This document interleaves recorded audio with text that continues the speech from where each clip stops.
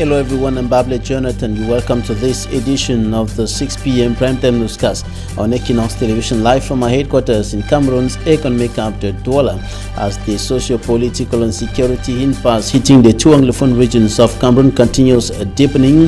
The national president of the United Democratic Party, UDP, Lawan Bako, says Paul Atanganji, Minister of Territorial Administration of the Republic of Cameroon, is one of the frontline problems of Anglophones. He was speaking to journalists at a press conference in the Northwest Regional Capital, Bamenda, and authorities in the littoral region of the country take measures to prevent the Anglophone crisis from spilling into the region. This is one of the concerns of a security meeting that started today in Bonaberi in the Douala 4 subdivision. Those were top stories.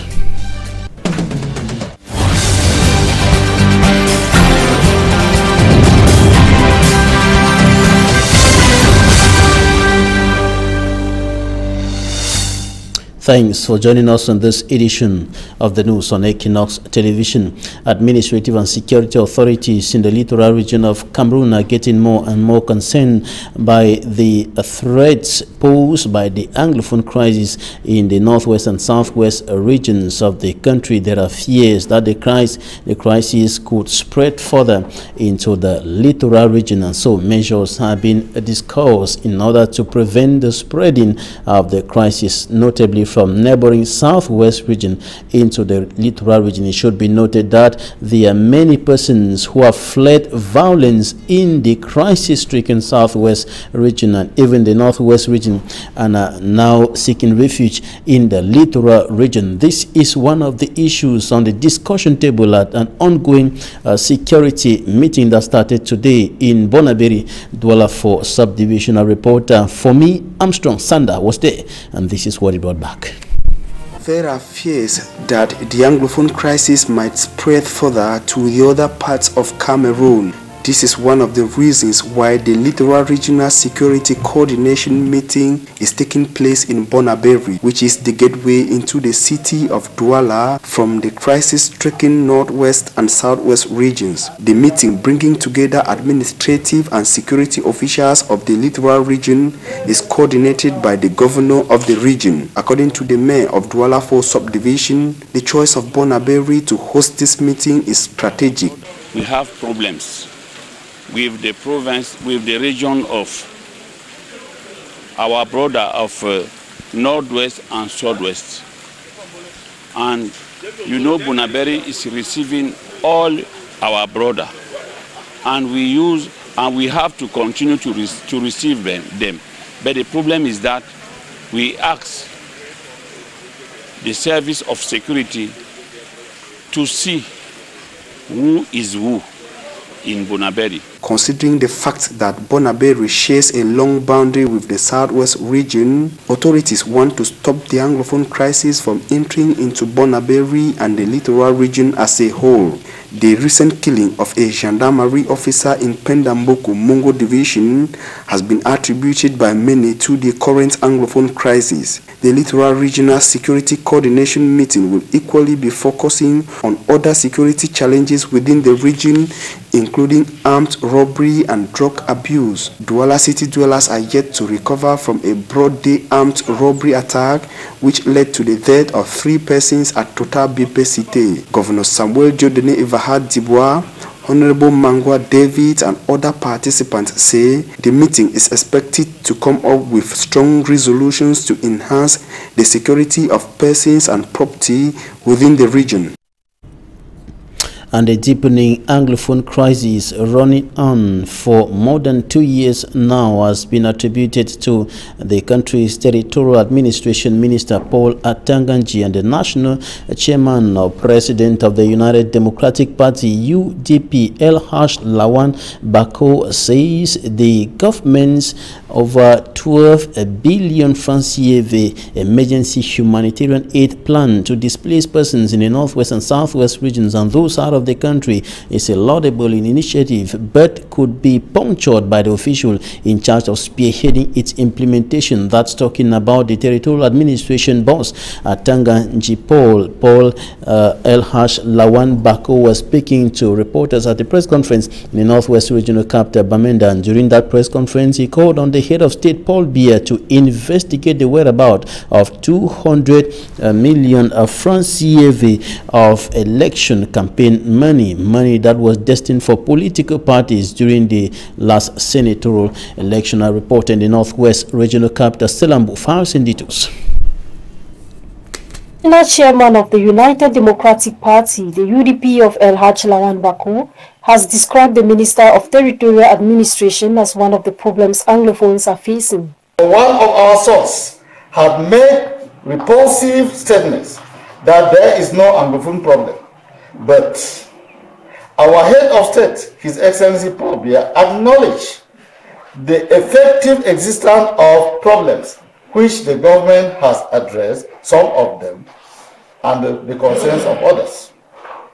The worst of it is that when the said son of ours was appointed to a higher ministerial post, he went to Boya and said, the Anglophone problems are half solved because I am appointed to head this important ministry. What a paradox. His utterances and deeds have given a leeway to Anglophone agitators to continue with their negative acts. So let it be told that he is one of the Anglophone problems himself. While congratulating the head of state for setting up an emergency humanitarian assistance plan to rehabilitate victims of the Anglophone crisis, he has decried the management of 12 billion francs CFA put at the disposal of the Ministry of Territorial Administration. 4 months ago, the head of state presented 200 million francs for political parties in charge that took for the senatorial election. This money was meant for campaigns, and that money has not been seen. And this money was through the Minister of Territorial Administration, and now to take 12 billion francs and put it under the canopy of the Minister of Territorial Administration is a big concern, and that's why we are telling the head of state, investigate and tell me where that 200 million francs went, because we did not receive a franc as of today. If not so, the 12 billion francs you have put in place and the other money contributed by Cameroonians, that money tomorrow will be another thing which Cameroonians are not happy. Cameroon have to change and change for the better. Those who feel that they are going into government to serve themselves instead of the people, let the gods of this country take them off and put this country in the right place. El-Haj Lawan Bako was speaking recently during a press briefing in Bamenda, where his party presented President Paul Biya as their candidate for the presidential elections due this year. Let us pray the God Almighty to enable us join hands together and build a better nation for ourselves, our children and generation yet to come. It is against this background that we urge His Excellency Paul Biya to accept the people's call as their presidential candidate for 2018 elections. Given the fact that the head of state has lived the problems of the country for several decades now, the United Democratic Party's chair thinks he is better placed to resolve the problems of the country better than other candidates. He therefore advises the president to act now in order to put an end to the already unbearable situation in the northwest and southwest regions of the country. A Northwest correspondent, Mbu Stella, who has been closely monitoring the situation in that part of the country as far as the Anglophone crisis is concerned, and she indicates that the situation remains quite tense with uncertainty and fear looming over the people of the northwest region of the country as the Anglophone crisis continues deepening. In the meantime, contributions continue streaming in from different parts of the country in view of meeting up the more than 12 billion francs CFA target for the emergency humanitarian plan initiated by the President of the Republic, Paul Biya, to assist persons who have been displaced by the Anglophone crisis within the national territory and those who are seeking refuge in neighboring Nigeria. And elite in the Adamawa region of the country have contributed over 21 million francs CFA. The money came from administrative officials, members of the lower and upper houses of parliament, as well as other personalities and officials from both the public and the private sectors. For greater details, here's an extract of the governor of the Adamawa region, Kildadi Uka. Take a listen. I am totally satisfied because taking into consideration the time limit we have for to organize this meeting, I do hope that the same spirit will continue, the spirit of solidarity, spirit of cohesion, spirit of what I call togetherness. So I think the Adamawa region is totally committed to support our brothers of Southwest and Northwest in any form.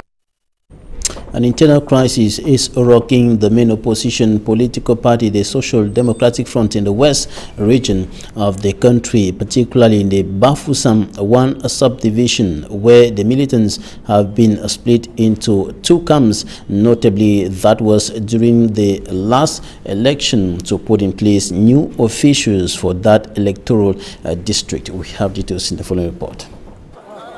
Bafoussam 1 electoral district of the Social Democratic Front in troubled waters. The renewal of the party leadership has split militants into two opposing factions. Many of them are standing behind the former mayor of the Bafoussam 1 subdivision. Cyril Nyang has been elected president of the electoral district without the green light of the National Executive Committee Leadership Renewal Commission led by Senator Paul Tchouang. The Congress delegates established a consensual bureau. Militants decided that leadership should change hands on the 17th of June. Meeting in Bamenda last weekend, the national office asked that the election should take place. With regard to the internal rules and regulations of the Social Democratic Front, the 61 cells making up the electoral district were not present at this electoral congress. Thus, the Leadership Renewal Commission members left the hall. But to Barrister Sapi Lavoisier, only the number of cells given by the West Regional Organizing Secretary should be considered. He gave the Regional Commission the list of cells that took part in the 2015 Congress, which elected the outgoing officials. There were 28 cells. In the meantime, 5 new cells have added. There are now 33 cells. The outgoing president of the Bafoussam 1 electoral district was absent at the Congress. He says Cyril Nyang was elected in violation of internal rules and regulations of the SDF.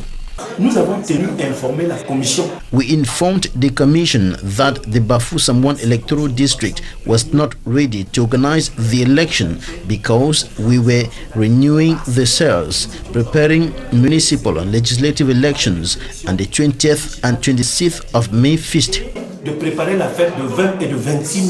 The Member of Parliament also rejects as false the number of cells published by the opposing faction. He says instead of 33, there are 61 cells in the Bafoussam 1 electoral district. Honorable Defo Umbe Sangong also argues that a resolution of the National Executive Committee of June 9, 2018 asked the National Organizing Secretary to prepare and organize the election with the Chachuang-led commission. But Barrister Sapi Lavoisier and the President-elect Cyril Nyang dismissed this argument with a resolution of the National Executive Committee of May 7, 2016, which prohibits members of parliament like Honorable Defo Umbe Sangong, mayors and their assistants from running for the post of electoral district president. Out of Cameroon, a German charity rescue ship which picked up 234 people and 17 crew members off the coast of Libya last week still hasn't been allowed to dock anywhere, and close to 350 migrants have been stranded at sea. Katsi, Euronews. Almost 350 migrants remain stranded on 2 ships in the Mediterranean. Lifeline, a German charity rescue ship, picked up 234 people off the coast of Libya on Thursday and still hasn't been allowed to dock anywhere.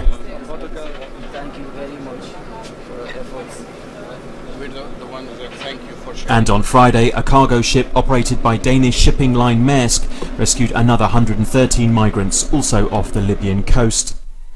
The Alexander Maersk remains stranded off the coast of the Sicilian town of Pozzallo. Neither ship has been allowed to dock by Italy or Malta, the nearest EU states. On Monday, Italy's anti-immigration interior minister visited Libya and proposed setting up migrant reception centres there. Meanwhile, the migrants wait. We are spending all our time trying to speak to everybody who wants to listen about this massive problem that we have, and that's our focus. That is to make people understand this is not sustainable. The people that we have rescued needs to be safely landed so that they can get the proper attention that they deserve. That's not something we can undertake, and therefore we need it to be resolved. We are talking about minutes and hours rather than days. We simply need to have it resolved now. The ship had received a request from Rome's Maritime Rescue Coordination Centre on Friday to change its course after picking up a distress signal from a shipwrecked vessel. Coming up, the smart side of the World Cup. Is first in with us into the smart side of the ongoing 2018 FIFA World Cup in Russia. Manjik and Gabriel, you have the latest from Russia. Yes, Babila, good evening. And just to know that the latest, we already know Group C, the matches there are already complete. They were played this afternoon.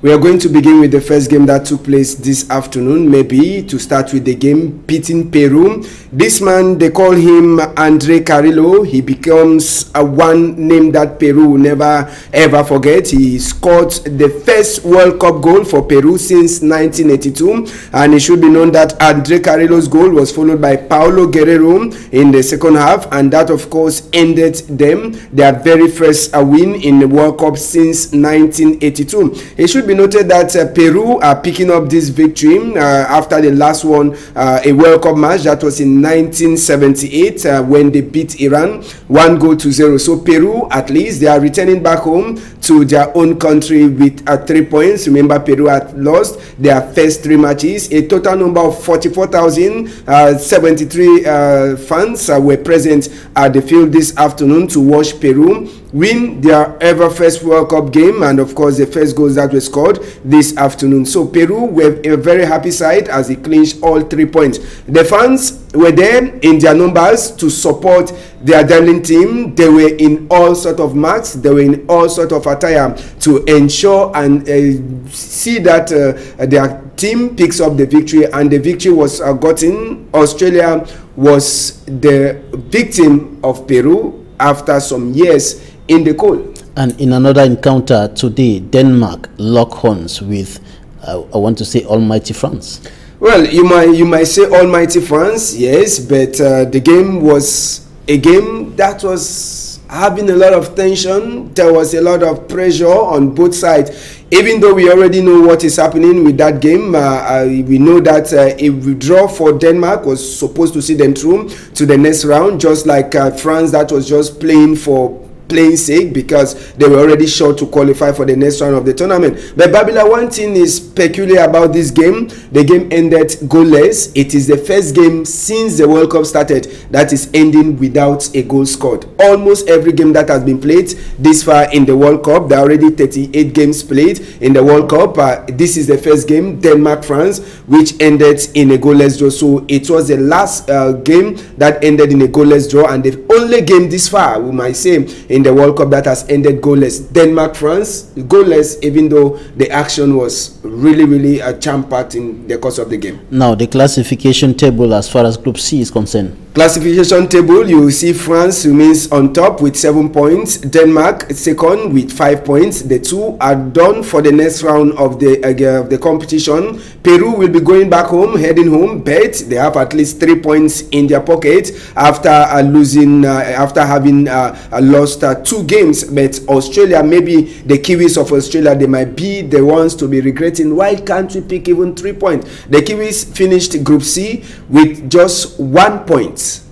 And another African side will be getting to the pitch tomorrow. That's Nigeria against... It is today, in some few hours' time. Today, sorry, against Argentina of Lionel Messi. Yes, and just to know that the fans are already displaying along the streets of Russia. Argentina, Nigerian fans mixed together. They're already having fun. I'm sure when they get into the field at Sochi this evening, it will be a different ball game. It will be rivalry between the fans. But for now, we can see them. The first fans are already in the field, and the fans of Nigeria mixing up with theirs of Argentina is a great one. It's fair play. But I want to tell you, Babila, that this game is going to be a crowd puller and a game that is going to amass a lot of tension back in Argentina and back in Nigeria. Why not? In Douala, we know we have so many inhabitants, Nigerians here who live in Cameroon. So it's going to be a tension-packed game, full of attraction.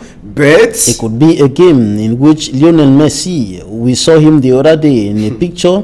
The others are going ahead and he's going behind. It could be a game for him to revenge. Well, if he can revenge, that is why we say let us compare Lionel Messi and Ahmed Musa. Those are the two key players that people will want to see if they are going to start with Ahmed Musa today. You will see if I will look at their games played this far.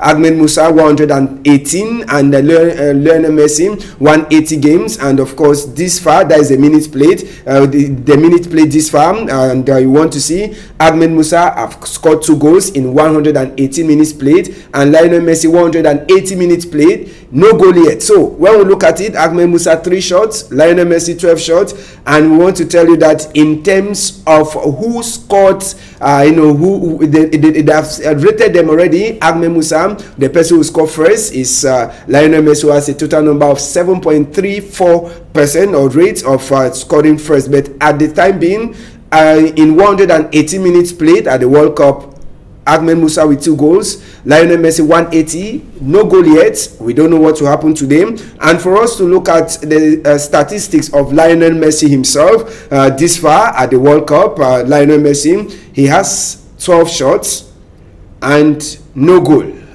That is to tell you that Lionel has not been so... His performance has been very low. It's not been so straight. It's not been so straight this far, so far as the World Cup is concerned. Now, if you want to talk about the record man to Musa, Ahmed Musa, who made Nigerian proud, if you look at him, he's climbing up steadily for the most goals scored by African player in the World Cup. You see the first person still remains Asamoah Gyan. Cameroon's Roger Milla. The Indomitable Lions are not at the World Cup, but Roger Milla is second with 5 goals, and Super Eagles Ahmed Musa of Nigeria is with 4 goals, meaning if he scores a goal today, he will equal Roger Milla's level of goals at the World Cup of an African player bet. That is to say, if Nigeria will remain in the competition, then maybe we might hope that he might become the top African player who has scored as many goals as...